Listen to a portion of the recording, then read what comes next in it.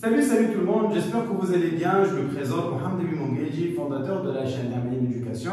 Alors dans la vidéo d'aujourd'hui, comme vous avez demandé et comme promis bien sûr lors de l'élaboration de mon planning de révision pour les élèves du niveau secondaire, aujourd'hui je vais vous présenter les cours partiels.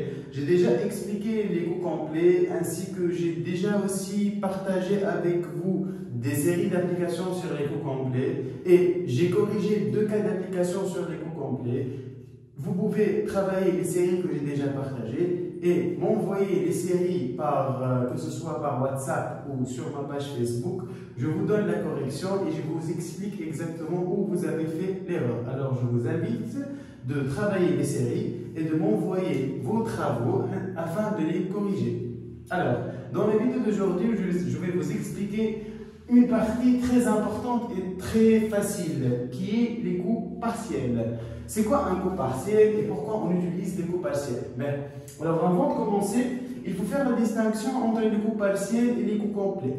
Les cours complets, ils détaillent le produit, le coût du produit de A à Z, de l'achat matière première à la production, charge indirecte, charge directe, etc. Alors les cours complets, ils élaborent la notion des charges directes et charges indirectes. On parle de charges.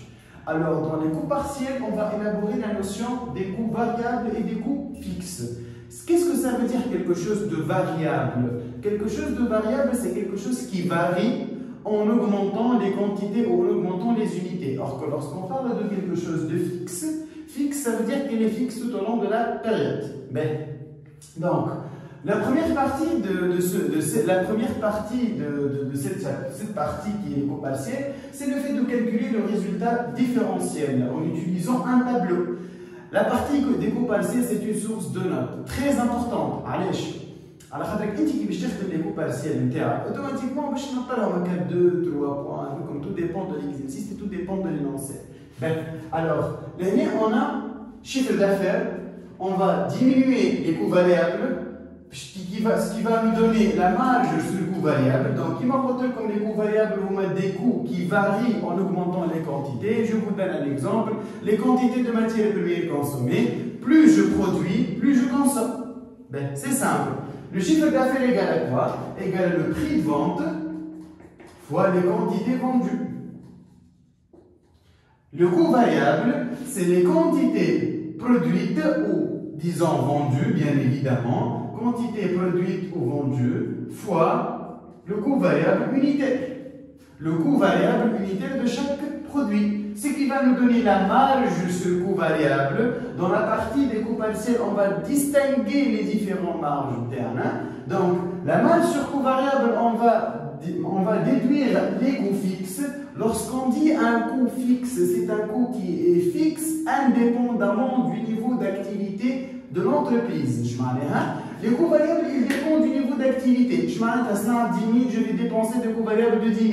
20 000, je vais dépenser de coûts variables de 20 000.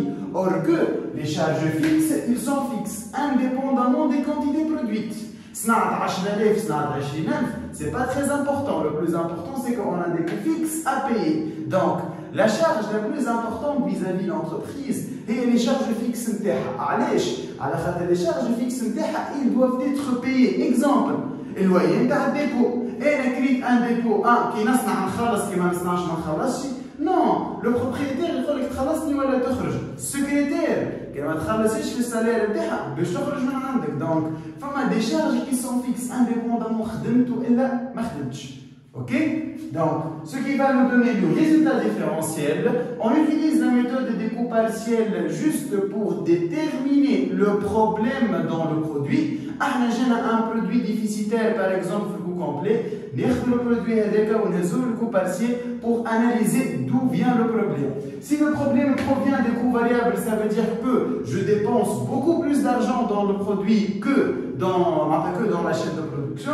Or, corriger le problème des charges fixes, j'ai un problème de rotation et d'utilisation de mes charges fixes. Par exemple, un local, il y a 10 000 unités, 5 000 travailleurs, mais j'utilise que 2 000 travailleurs, on a 3 000 unités. Donc, il faut du gaspillage.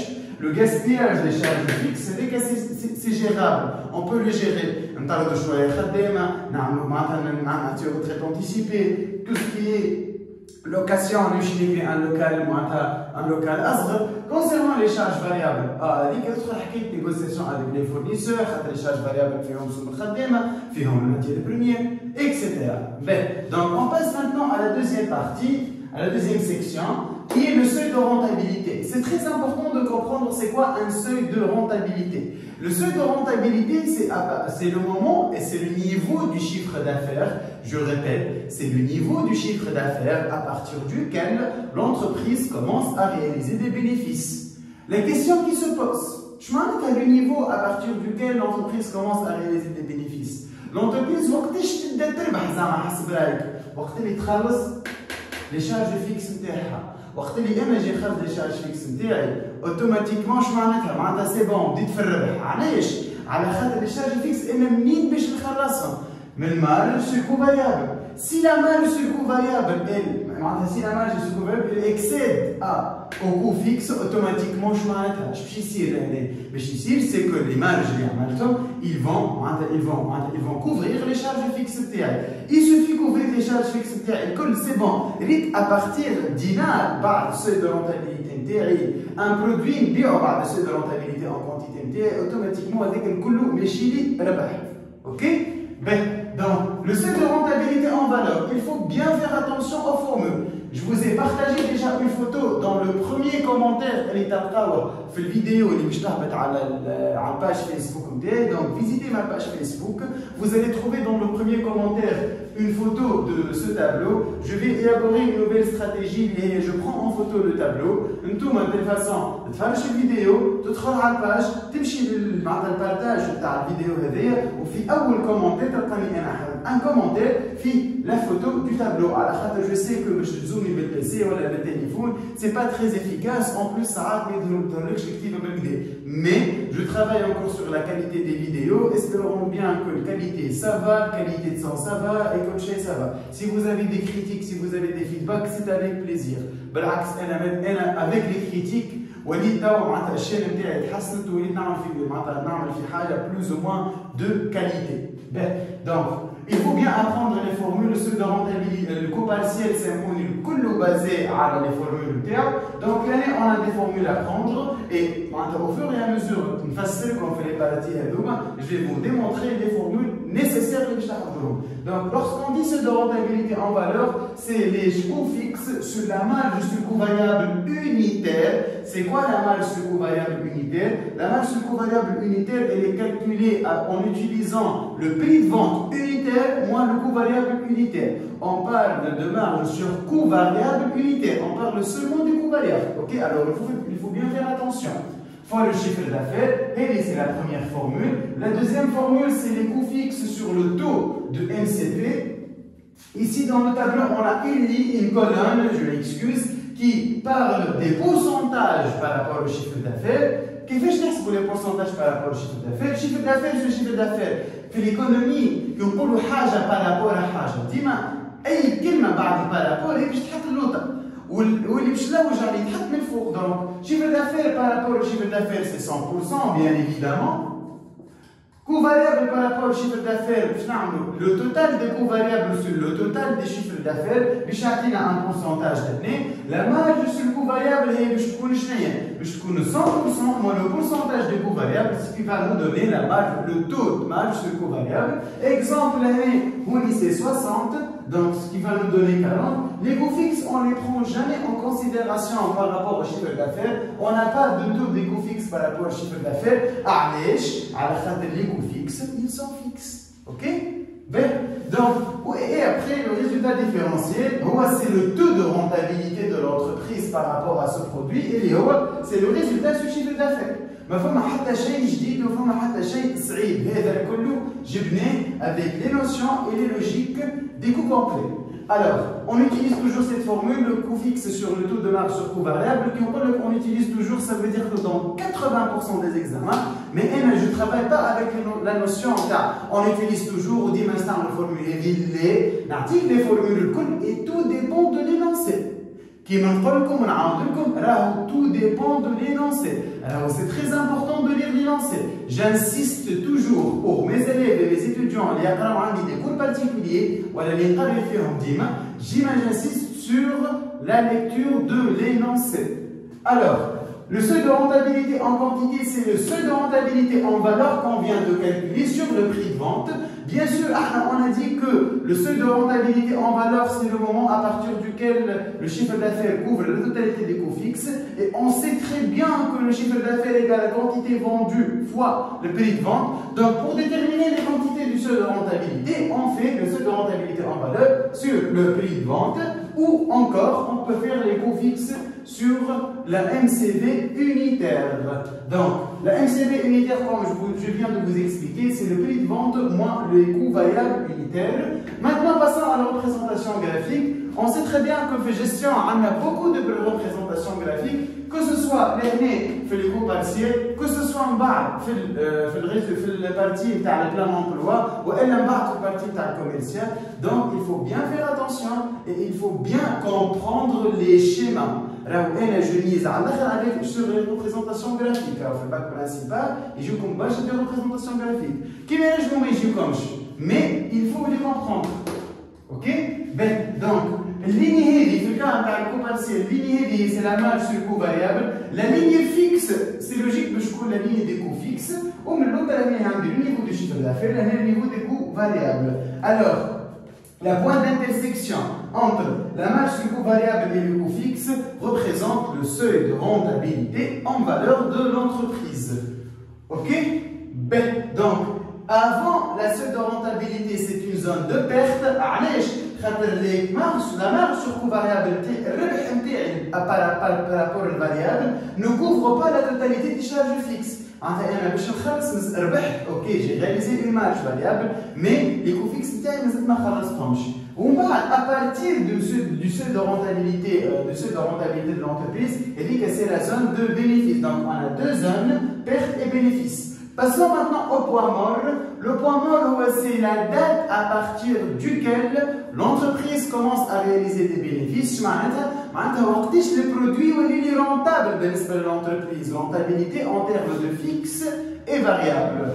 La formule des points morts notée PM, la formule des points morts par mois, c'est la seuil de rentabilité en valeur sur le chiffre d'affaires fois le nombre de mois d'activité d'entreprise. Je dis bien le nombre de mois d'activité de l'entreprise. Je m'attends que l'entreprise تخدم 11 شهر في العام نضرب fois 12 علاش باش نعرف انا قداش لازمها من شهر باش توصل le point mort نتاعها. Alors je vous donne un exemple. Si le point mort égale à 5,34, bien sûr je vais نكتب 5,34 mois. Alors on est قاعد نحسب le nombre de mois, donc je fais 5 mois et 0,34 je la multiplie par 30. علاش خاطر الشهر فيه 30 jours, ce qui va nous donner 10,2. Une remarque très importante concernant le calcul des jours et les chenilles. Il faut passer à l'unité supérieure. Mais rien arrondissement, on passe à l'unité supérieure, que ce soit quantité, date ou la bête. Et donc, il faut toujours passer à l'unité supérieure. Alors, je vous invite à vous laisser d'applications et je vais les partager sur ma page Facebook. Et si vous avez besoin d'aide, si vous avez des questions, si vous avez des exercices à corriger ou si vous voulez faire des séances des cours particuliers, que ce soit en présentiel ou en ligne. En présentiel, je suis disponible dans les 3 zones, Liouma, Carthage, Manza et Rades. Donc dans le banlieue nord et le banlieue sud et le côté c'est avec plaisir. Vous pouvez me contacter sur ma page Facebook ou sur WhatsApp. Je vous laisse les contacts et les coordonnées vers la fin de la vidéo. راهو الباك ماهوش صعيب، راهو الجيستيون سورس دو نوت على الاخر، راهو باش تعملوا كان على الايكونومي، راكم باش تلقاو روحكم تعملوا على ماتير نتاع حفاظه، وراهو جو دي بيان سي بار اكسبيريونس بيان سور. انا ساعه جو مازاليش تخدموا لي ماتير نتاعكم الكل، مي فما دي ماتير il faut les travailler d'une façon en continu et d'une façon très efficace. كيما الجيستيون، علاش؟ خاطر الجيستيون باش تخدمها وباش تقعد افورس كو تعاود في لي زابليكاسيون، وكل ما تشوف لي زابليكاسيون جدد كل ما انت تكون مضمن النوت نتاعك. على خاطر الجيستيون c'est une matière très logique et c'est une matière source de notes على الاخر. Alors je vous invite de travailler la gestion davantage que d'autres matières. Je vais vous donner un exemple. انت جرب احفظ حاجه اليوم. نسالك عليها ابري دي جور، احفظها وسكرها ابري دي جور باش تنساها ترسيلك تعاود تحفظ. اوكي باش تقول لي اي اما مانيش نضيع فيها اوتون معناتها ولو كان ضيع فيها 4 سوايع ضيع فيها ساعتين، اي اما اوصلي انت قد ضيعت الوقت تاعك 6 سوايع هكا. انا كي نجي باش نعدي ليكزامان تاع ليكونومي ماتير نتاع حفاظه وقتها نمشي نحفظ قبل بثلاثه 4 ايام ونضيع 4 سوايع، انت ضيعت 6. دونك كوتي رابور كاليتي بري ديزون ديما لي كوم ماتير تاع حفاظه تخليهم افون 3 4 جور غران ماكس. باش ديما تحفظ وباش تلقى روحك تكتب واليز وترونكيل وكل مي بون بعد نجم يصير لك ان شوك. Donc pour éviter tout ça, j'essaie باش ننصح mes élèves وباش ننصح mes étudiants que ce soit تقرا عندي ولا ما تقراش تنجم تكونتاكتيني à tout moment تقول لي كيفاش نظم البلانينغ نتاعي، كيفاش نعمل هكا كيفاش نعمل هكا كيفاش نعمل هكا. C'est avec plaisir. Et l'objectif de cette chaîne, d'un côté c'est pour faire du marketing et d'autre côté c'est pour aider les élèves et les étudiants. Alors vous n'avez pas idée à le nombre des messages اللي يجيني كل يوم juste pour répondre à des questions côté كيفاش ننظم وقتي كيفاش نعمل كيفاش نعمل. راهو سي افيك بليزير اي جي دو تو الموند، اي عبد من اي بلاصه تونس خارج تونس بو نامبورت راني جاد tout le monde. C'est avec plaisir. Alors je continue l'explication de la vidéo. Finalement on a la marge de sécurité. C'est quoi la marge de sécurité? La marge de sécurité c'est la différence entre le seuil de rentabilité en valeur et le chiffre d'affaires. Donc on fait chiffre d'affaires moins seuil de rentabilité en valeur, c'est la partie qui sécurise l'entreprise. Et finalement, le résultat prévisionnel, pour calculer le résultat prévisionnel, on utilise cette formule-là. En fait, dans ces genres de questions, ils vont vous demander combien doit être le chiffre d'affaires si l'entreprise estime réaliser un résultat de 20 000 unités, comme 20 000 dinars par exemple. 20 000 dinars égale taux NCV fois chiffre d'affaires qui est un inconnu, donc on le pose en X, moins les coûts fixes, notre base, fois Jim étoilé sur, plus Jim étoilé moins, etc. J'espère que cette vidéo vous a plu. N'hésitez pas de vous abonner, de liker la vidéo et de partager la vidéo avec vos amis et vos proches. Et j'espère que j'étais bien clair et j'étais bien direct lors des conseils à titre concernant la répartition de votre temps et concernant la concentration sur la gestion. Je sais très bien que autant de vidéos vu que presque en ligne et en présentiel. Donc si vous avez besoin d'aide, vous pouvez me contacter sur WhatsApp, c'est avec plaisir. Merci à vous et à la prochaine vidéo.